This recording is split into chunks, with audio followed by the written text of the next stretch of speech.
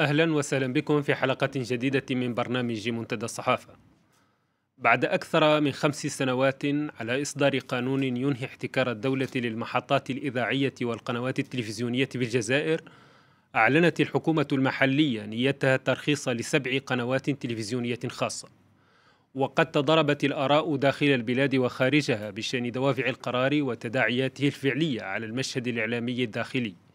هل سينهي فعلا سيطرة الدولة على القطاع المرئي والمسموع، مكرسا بذلك تعددية المشهد الإعلامي واستقلاله عن الأجهزة الحكومية؟ على أي معايير سيتم منح الرخص لأصحاب القنوات الجديدة؟ وما مصير عشرات الفضائيات الخاصة التي تعمل سلفا في البلاد في ظروف قانونية غامضة وملتبسة؟ وماذا عن واقع الحريات الإعلامية في البلاد التي جاءت في المرتبة 34 بعد 100 من أصل 180 بلدا شملها التصنيف الذي أعدته العام الجاري منظمة مراسلون بلا حدود بشأن أوضاع حرية الصحافة في العالم؟ للإجابة عن هذه الأسئلة وغيرها أستضيف هنا في الاستوديو محمد الزاوي، وهو إعلامي ومعد ومخرج لأفلام وثائقية، ومعي كذلك الصحفي علي أيد جودي، ويفترض أن يكون معي وينتظر ذلك أن يكون معي عبر سكايب من لندن صابر أيوب، وهو صحفي مختص في الشؤون المغاربية. أهلا وسهلا بكم جميعا. محمد، أبدأ معك، لكن أريد أولا وقبل كل شيء أن تعطيني تقييما ورأيا شخصيا بشأن القرار الذي أعلنت عنه الحكومة، أي الإعلان عن نيتها منح تراخيص ل7 قنوات فضائية ينتظر منها أن تغني المشهد الإعلامي المحلي، مع الأخذ بعين الاعتبار أن جزءا كبيرا من المشاهدين لا يعرفون ولا يدركون بالضرورة خصوصيات المشهد المحلي في الجزائر. قبل سنة 2012 كانت هناك قناة رسمية اللي هي التلفزيون الجزائري، الذي أعاد هيكلة نفسه المؤسسة التلفزيون الجزائري، وأصبحت القناة الثالثة، ثم قناة القرآن الكريم وقناة بالأمازيغية إلى آخره. لأن بعد 1988 وخاصة بعد التراجيدية التي عرفت الجزائر، السلطة فكرت في إعادة هيكلة هذه القنوات، وكانت قنوات حسب مواضيع، مثلما الآن نشاهد أن الحكومة الجزائرية. نعم محمد، ولكن فقط لأنك ذكرت تاريخا مهما، وهو سنة 1988، أي حينما اندلعت آنذاك احتجاجات قوية ضد الحزب الواحد، وهو حزب الجبهة الشعبية، جبهة التحرير الوطني الجزائري. واتخذ الرئيس آنذاك شاذلي بن جديد قرارا بالتمكين والسماح بالتعددية الحزبية والتعددية الإعلامية كذلك، لكنها ظلت آنذاك مقتصرة على الصحافة المكتوبة، أليس كذلك؟ نعم، يعني هذا بعد 1988، ولكن في 2012 بدأت تظهر بعض القنوات. بدأت تظهر قناة النهار، ثم الشروق إلى آخره، واعتبرت كمكاتب أو كمراسلين، يعني جزائريين يشتغلوا في الجزائر، ولكن يعتبروا كمراسلين لقنوات أجانب. أنا لا أتكلم عن المحتوى الآن، لكن أتكلم تماما فقط على المستوى الشكلي أو على المستوى القانوني. فكانت هناك قنوات يعني ليس لها وجود قانوني، وموجودة في الأردن خاصة، وهناك من يدفع يعني بالدولار حق الإرسال إلى آخره، وبدأت تكون نفسها. لكن إلى حد الآن لا نعرف من هو الممول الأساسي لهذه القنوات. هناك تصريحات، مثلا قناة النهار يقول رئيسها أو مديرها العام بأنه هو وشخص آخر عربي. لا نعرف، يعني لا نعرف. يعني هذه القنوات ابتداء من سنة 2012 حينما تم إصدار قانون بتحرير القطاع المرئي والمسموع، بدأت تظهر قنوات، ولكن وجودها القانوني يرتكز على الترخيص لمكاتب مراسلين، وليس لقنوات ينطلق بثها من الجزائر. نعم. إذن في هذه الحالة اليوم الدولة تقول على لسان أحد أعضاء الحكومة، وهنالك قرار بالفعل وزاري صدر بهذا الشأن في الجريدة الرسمية بالجزائر، أنها سترخص ل7 قنوات لكي تبدأ البث بشكل قانوني من داخل الجزائر، ألا يعتبر هذا تقدما ملموسا علي أيد جودي؟ نعم، يعني مقارنة بالماضي، لأن فيما مضى الترخيص ليس هو الاعتماد، يعني سيتيون توليرونس، يعني رخص لها ببث برامج ولكن لم تعتمد رسميا. حتى وجود هذه القنوات يعني هي خارج حدود الجزائر. نعم. هي أغلب لا تعتبر قنوات جزائرية لأنها من الناحية القانونية، لأنها تبث أو ينطلق بثها نظريا من بلدان أخرى. ولكن أظن أن استراتيجية النظام يعني بعد الترخيص رخص لأكثر من 60 قناة تلفزيونية على شكل مكاتب، مكاتب مراسلين في الجزائر، قنوات غير رسمية، يعني نعم. هي موجودة كقنوات تلفزيونية ولكن ليس له وجود قانوني، يعني نعم.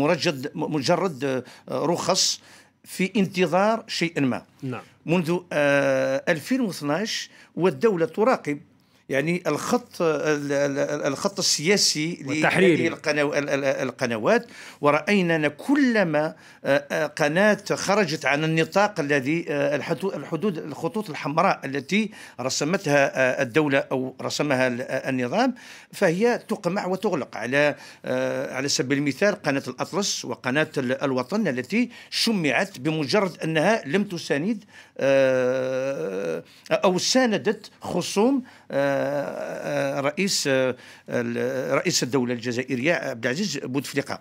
فلذا رأينا أن الدولة رخصت فقط ل7 قنوات. حقيقة على الأقل أعلنت أنها سترخص، اعتمدت 7 قنوات. نعم. فهذا يعني قانونيا نرحب بهذا، على الأقل يكون لها وجود قانوني حتى تعرف، يعني نعرف الممولين أن في وسط إعلامي، يعني أي دولة ممكن أن تؤثر على الرأي العام لدولة أخرى.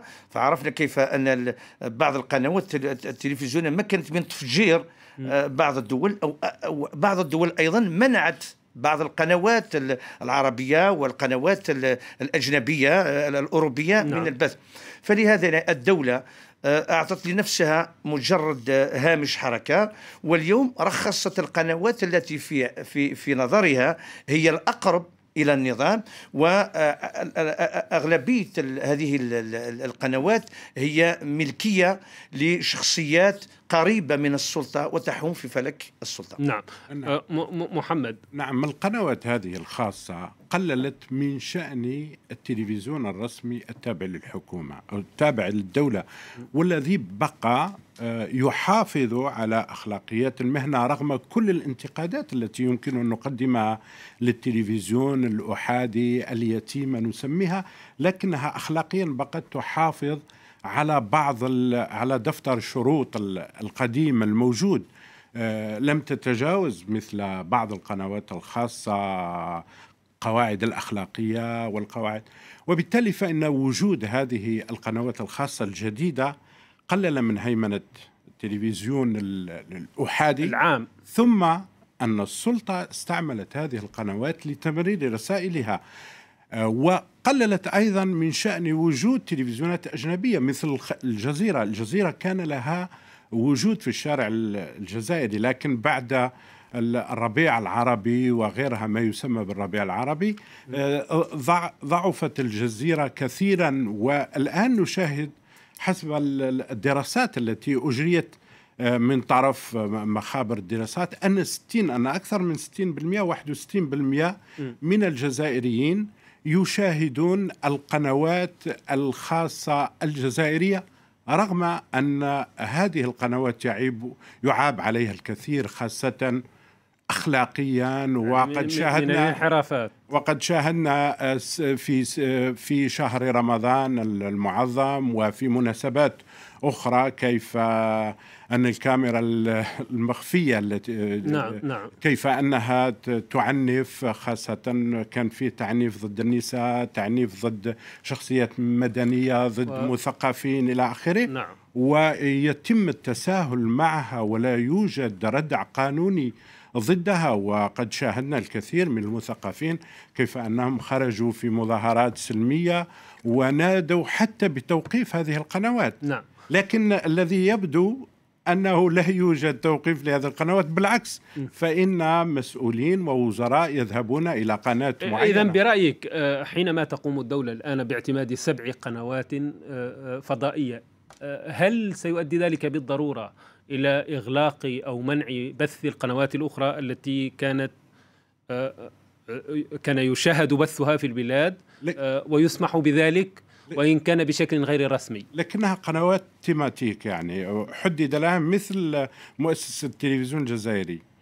أنا أرحب مثلا كمخرج أفلام وثائقية بقناة مختصة في الوثائقيات حتى يتم توزيع فيلمي. إلى حد اليوم مثلا فيلمي آخر الكلام أو عائد إلى مونليك لم تبثه إلا القناة. لا، أنت هنا أشرت إلى نقطة مهمة جدا، وقد أخذت أيضا على الحكومة في هذا المجال، أنها رخصت لقنوات ليست قنوات عامة كلها، وإنما هي قنوات متخصصة، إحداها متخصصة في بث الأخبار، والأخرى في بالبرامج الثقافية، والأخرى في شؤون الرياضة إلى ما هنالك. بمعنى أنها علي أيد جودي حسب هؤلاء لن تؤدي إلى إغناء المشهد الإعلامي في البلاد، ولن تؤدي إلى تكريس مبدأ التعددية، لأنه لا توجد إلا قناة سياسية واحدة أو تتعرض للأخبار، تتناول الأخبار السياسية من بين هذه القنوات ال7. أنا مقارنة المشهد السياسي الجزائري هو نفس المشهد الإعلامي. فيما مضى هناك حزب واحد وأحزاب معارضة، واليوم أصبح هناك حزب كبير، حزب واحد بفروع عديدة. اليوم هناك قناة تكلم السيد محمد زوى عن الأخلاق يعني ليتيك. يجب أن نقول أن باستثناء الفترة ما بين 89 91 القناة الرسمية الجزائرية سميت باليتيمة، لأنها بمجرد إيقاف المسار الانتخابي كشرت عن أنيابها ومنعت كل تعبير أو رأي مخالف أو رأي المخالفة. هي وفية، بل هي أكثر ملكية من الملك، يعني ملكية من الملك. يعني فهي مدافعة عن الخط والمنهج السياسي للنظام. وثم اليوم حين نرى أن بعض القنوات على شكل النهار مثلا، فقناة النهار فهي مجلس قضائي لتوجيه التهم، وأيضا مجلس أخلاق لتوزيع صكوك الغفران على الوزراء الذين تورطوا في الفساد. يعني فأنا أرى أن هذا أمر خطير، لأن هناك قناة رسمية أصبحت يعني لا تنطق كما يريد لها. لماذا؟ حتى نبقي على أن النظام يحترم. ثم وجهت أو كلفت بعض القنوات بالمهمات القذرة، فهي التي توجه الاتهامات وتنتهج نفس سياسة القناة اليتيمة، فهي تدعو فوق البلاطوهات هذه القنوات من تريد وتقصي من المشهد السياسي من يريد. فأنا أرحب باعتماد هذه القنوات، ولكن أرى أن المنهج المسطر لبعض هذه القنوات وليست كل القنوات، والبعض ذكرت، فهذا لا يطمئن الرأي العام الجزائري. فهي سياسة تكميلية لما بدأت بها القناة اليتيمة. نعم. والتي هي حتى وأيضا يجب ولكن بالعودة علي إلى نعم. السؤال الذي طرحته عليك، هل كون هذه التراخيص لن تستفيد منها إلا قناة واحدة متخصصة في الأخبار السياسية يعد أمرا معيقا فعلا لتكريس مبدأ التعددية في المشهد الإعلامي الجزائري؟ بالتأكيد، لأن القنوات التي لم تعتمد فهي أقصيت. لماذا؟ لأن القنوات المسموح لها يعني تغطية مثلا الانتخابات والحملة الانتخابية والكلام عن المشهد السياسي، فهي فقط القناة المعتمدة، القناة 7. والقنوات 56 عليها بالاكتفاء بذكر ما قيل في القنوات الأخرى، يعني هذا إقصاء، هي نفس السياسة التي اعتمدها النظام لإقصاء الأحزاب السياسية واعتماد الأحزاب الموالية له، هي نفس السياسة لإقصاء القنوات التي تحوم في فلك النظام، وحتى القنوات التي غير معارضة للنظام، ما دام أن مموليه ليسوا أقرباء للنظام فهي يعني همشت ولم ترى. أنت أشرت إلى مسألة مهمة، وهي قضية أن أصحاب هذه القنوات ربما يكونون ممن يحومون في فلك النظام. محمد، هل تؤكد أن الذين أعطوا أو منحوا هذه التراخيص هم من الشخصيات سواء رجال الأعمال أو غيرهم المعروفين بقربهم وولائهم للنظام؟ أردت فقط أن أوضح شيء. هو وزير الإعلام حينما قام بتصريح بأنه فيه 7 قنوات إلى آخره قال بأنها ستكون موضوعاتية، يعني تتناول تماما، وهذا هو الذي أشار، ولكن هو يقول أيضا بأنها مرحلة مؤقتة لا ندري. قال لن نكتفي بالترخيص ل7 قنوات فقط، قالها بالحرف الواحد. لكن لا يوجد أفق سياسي واضح في الجزائر حتى نقول بأن فكل شيء مؤقت أعتقد، وأن القنوات التي هو شيء إيجابي مثل ما يقول قنوات كثيرة ومتنوعة موجودة في الساحة الإعلامية، لكن يجب أن تكون هذه القنوات بدفتر شروط. دفتر الشروط هذا ليس هو إهانة رئيس الجمهورية فقط، ولكن دفتر الشروط هو ما هي علاقة. يعني أنت تريد أن تقول محمد بأن بأن ما يسمى بدفتر الشروط أو دفتر التحملات نعم يجب وهذا في كل أن يتضمن شيئا أكثر من منع إهانة رئيس الدولة. يتناول البرامج التي ستقدم، ليس يعني بطريقة بوليسية من سيكون الضيف إلى آخره، ولكن الخطوط العريضة، لأننا نجد أن بعض القنوات حقيقة وهذا شيء واضح تمرر خطابات دعائية لصالح تيارات سياسية كانت سبب في التراجيدية الجزائرية، وبعض الدعاة الذين لا يعرفهم الجزائريون، دعاة من الخليج، حتى أن دولهم لا تصرح تريد أن تقول أنها تروج لخطاب التشدد والتطرف. حتى أنا مثلا داعية سعودي يأتي أو داعية من قطر لا تصرح حتى دولهم أو سلطاتهم لهؤلاء الشيوخ ويتم استضافتهم، هم يروجون لأطروحاتهم على قنوات جزائرية. ونحن بعيدون كل البعد، الجزائريين بعيدين. يجب أن تشجع الثقافة الأصيلة والثقافة، هذا من دور يعني القنوات الخاصة الجزائرية. بالنسبة للتمويل سنتطرق لذلك، ولكن انتظر محمد حتى نصل إلى الجزء الثاني من هذا البرنامج. الآن سنتوقف لمتابعة موجز لأهم وآخر الأنباء على أن نستأنف بعدها هذا النقاش مباشرة. ابقوا معنا من فضلكم.